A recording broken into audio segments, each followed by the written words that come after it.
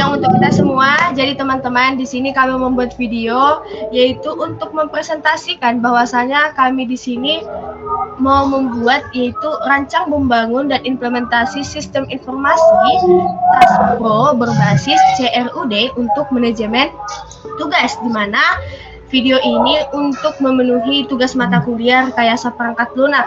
Dengan dosen pengampu ada Pak Amir Hudali Munti ST MKOM dan juga Ibu Rosma Siregar Eskom MKOM. Nah, di sini kami dari kelompok 2. Di sini saya Putri Shombing dan juga ada 3 rekan saya.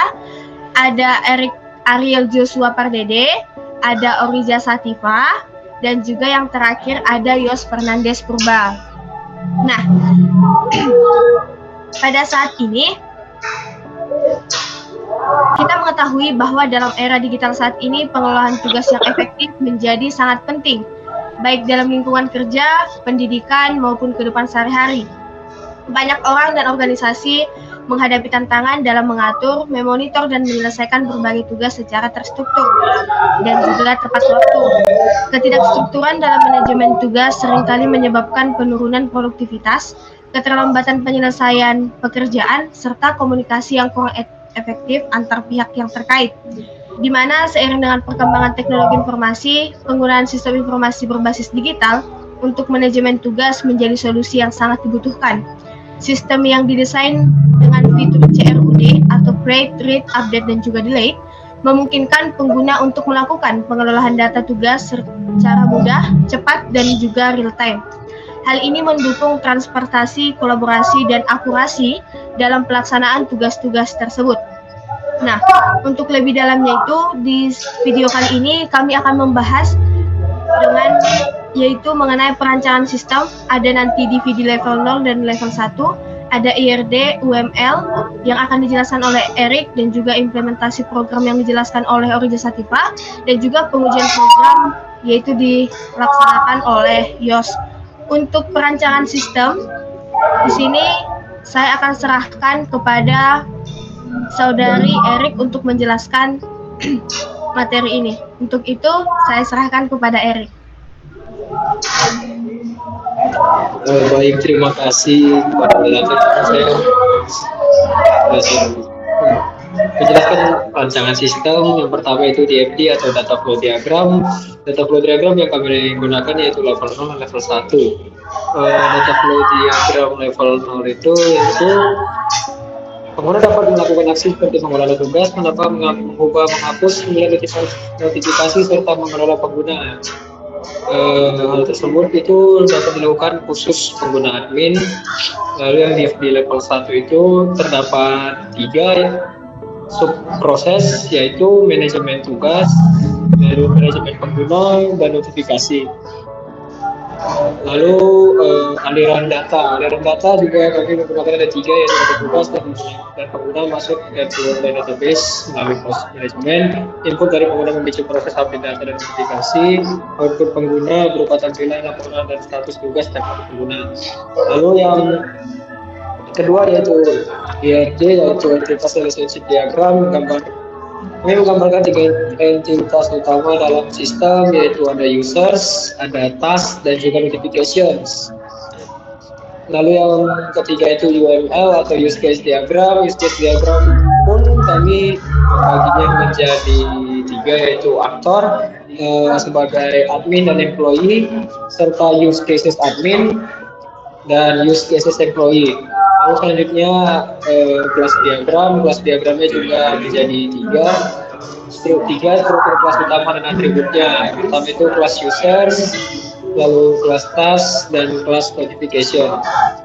Nah, lalu aktivitas diagramnya yaitu create task. Lalu proses utamanya yaitu admin masuk ke sistem, admin memilih menu create task, lalu mengisi form tugas, lalu sistem akan memvalidasi input, lalu sistem akan menyimpan tugas ke database. Setelah itu sistem mengirim notifikasi ke employee. Lalu selanjutnya ada collaboration diagram. Collaboration diagram itu menunjukkan interaksi objek user, task, dan notification selama proses pengelolaan tugas. Misalnya user admin memanggil create task pada task yang memicu create notification pada notification. Lalu sequence diagram. Sequence diagram itu memvisualisasikan urutan pesan dan waktu interaksi dalam proses tertentu, contohnya update status oleh employee. Lalu yang selanjutnya state chart diagram. State chart diagram itu menjelaskan berbagai status yang dimiliki oleh objek task, antara lain inisial, pending, in progress, complete, cancel. Hanya itu saja yang bisa saya sampaikan mengenai perancangan sistem. Saya kembalikan kepada moderator. Baik, terima kasih kepada Saudari Erik yang telah menjelaskan perancangan sistem, baik itu dari DVD level 0 dan level 1, IRD dan juga OML. Untuk materi selanjutnya yaitu bagian implementasi program. Di sini untuk Saudari Oriza, saya persilahkan untuk menjelaskan materi. Terima kasih kepada moderator yang telah kesempatan untuk materi mengimplementasi program. Yang pertama ini ada deskripsi fitur CRUD. Untuk script atau membuat fitur ini memungkinkan pengguna, khususnya admin, untuk menambahkan tugas baru ke dalam sistem. Contohnya, judul, deskripsi, tanggal jatuh tempo, dan siapa yang ditugas menyelesaikan tugas tersebut. Untuk prosesnya yang pertama, lalu yang kedua, form yang disediakan dengan tugas. Yang ketiga, setelah form diisi, akan menyalin data input dan menyimpan data tugas ke dalam database. Lalu akhir, sistem juga mengirimkan notifikasi kepada pengguna yang ditugaskan. Lalu tahap yang kedua yaitu ataupun membaca. Fitur ini memungkinkan pengguna untuk mendaftar tugas ke dalam sistem. Penggunaan dapat melihat data tugas termasuk status dan informasi terkait proses sama penggunaan akses atau view task. Lalu yang kedua, sistem mengambil data tugas dan sebagian dalam bentuk tabel. Lalu pengguna dapat mengisi tugas ketika ada memperbarui. Fitur ini memungkinkan pengguna untuk memperbarui informasi tugas yang sudah ada. Pengguna dapat mengubah data tugas seperti judul, versi, jatuh tempo, ataupun status tugas. Untuk prosesnya, pertama penggunaan tugas yang ingin diperbaharui data tugas. Yang kedua, sistem form dengan informasi tugas yang sudah ada. Yang ketiga, penggunaan melakukan perubahan yang diperlukan dan mengirimkan form. Lalu yang ketiga, sistem menyalin dan memperbaharui data tugas di database. Untuk terakhir, ataupun menghapus. Fitur ini memungkinkan pengguna untuk diperlukan. Penggunaan dapat menghapus dari daftar tugas. Proses pertama, pengguna memilih tugas yang ingin dihapus dari daftar tugas. Lalu sistem tidak sebelum menghapus tugas. Lalu terakhir setelah konfirmasi.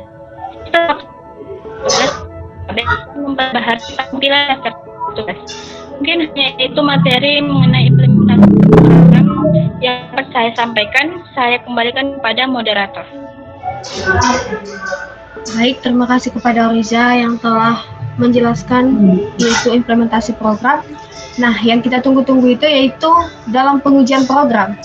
Dalam pengujian program ini kami akan serahkan kepada Yos Fernandes Purba. Untuk Yos kami serahkan waktu dan tempat. Di sini saya ya akan menjelaskan tentang implementasi kode yang sudah kami buat. Tampilan awalnya seperti kita lihat dulu. Tampilan loginnya seperti ini, kita masukkan username dan password. Lalu diarahkan di dashboard pertama. Di sini kami membuat 5 menu. Nama dashboard ini menampilkan info-info yang ada di web kami ini. Yang pertama itu ada user yang memakai web ini, tugas-tugasnya, dan lain-lain. Lalu untuk menu yang di sini, kita di sini usernya dibagi menjadi dua itu. Yang pertama itu admin. Admin itu haknya bisa mengedit, mendelete tugasnya, sedangkan user biasa hanya bisa menambahkan tugasnya dan mendelete tugasnya sendiri, tetapi tidak bisa melihat tugas dari user lain.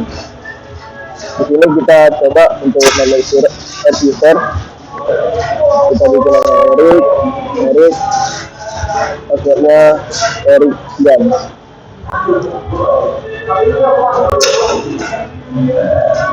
Oke, di sini sudah ditambahkan untuk user Erik.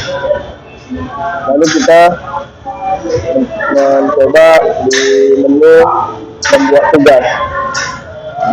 Kita buat contoh membuat tugas seperti basis komputer. Deskripsinya misalnya kita buat tugas untuk proyek. Tanggal deadline-nya tanggal 20 bulan 6 2025. Di sini karena kita pakai akun admin, jadi kita bisa membuat user mana yang mengerjakannya. Contoh di sini Erik yang sudah kita buat. Kita buat tugasnya. Di sini sudah muncul tugas-tugas yang sudah kita buat tadi. Yang kita buat ini tadi yang ini, status pending. Dan di sini bisa kita delete untuk tugas yang sudah siap ya. Lalu menu yang terakhir itu adalah logout. Begini saja implementasi dari web yang sudah kami buat. Saya kembalikan kepada moderator.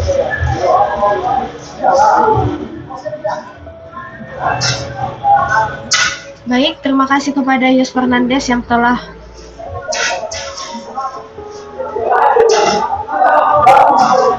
mempresentasikan, yang telah memberitahukan bagaimana caranya kita login tadi, bagaimana fitur-fitur yang ada di dalam web itu, dan sangat menarik, bukan?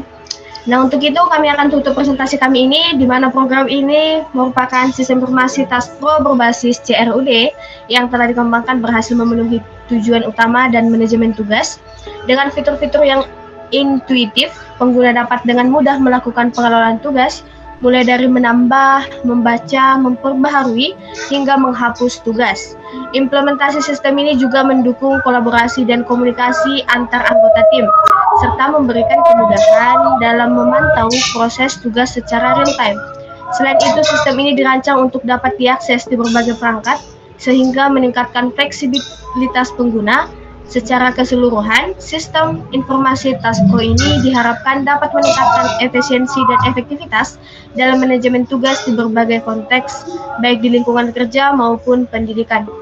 Untuk itu, kami dari kelompok 2 izin pamit dan terima kasih untuk UAS yang diberikan kepada kami. Semoga kedepannya kami bisa menjadi kelompok yang baik. Untuk itu, kami tutup presentasi kami.